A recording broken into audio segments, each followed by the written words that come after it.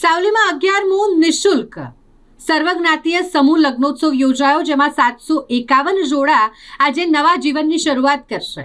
તેમની જાનને પ્રસ્થાન કરી દેવામાં આવી છે. સાવલીમાં ઇનામદાર પરિવાર દ્વારા સતત 11મા વર્ષે આ ભવ્ય સર્વજ્ઞાતીય સમૂહ લગ્નોત્સવનું આયોજન કરવામાં આવ્યું છે, જેમાં 21 જોડા મુસ્લિમ છે અને બાકીના હિન્દુ જોડાઓ કે જે આજે આ સમૂહ લગ્નમાં નવા જીવનની શરૂઆત કરશે, લગ્ન ગ્રંથિમાં જોડાશે. આ વિશે વિસ્તૃતમાં વાત કરીએ તો સાવલીમાં ધારાસભ્ય કેતન ઇનામદાર પરિવાર દ્વારા સંચાલિત સ્વર્ગસ્થ મહેન્દ્રભાઈ જસભાઈ ઇનામદાર ચેરિટેબલ ટ્રસ્ટ દ્વારા આ સર્વજ્ઞાતીય સમૂહ લગ્નોત્સવનું આયોજન કરવામાં આવે છે. આજે ધારાસભ્યના પિતા સ્વર્ગસ્થ મહેન્દ્રભાઈના જન્મદિવસ નિમિત્તે પોઈચા રોડ પર આવેલા કેતન ફાર્મ ખાતે 751 યુગલોના આ સમૂહ લગ્નોત્સવનું આયોજન કરવામાં આવ્યું છે અને જેની શરૂઆત થઈ ગઈ છે જાન પ્રસ્થાન સાથે.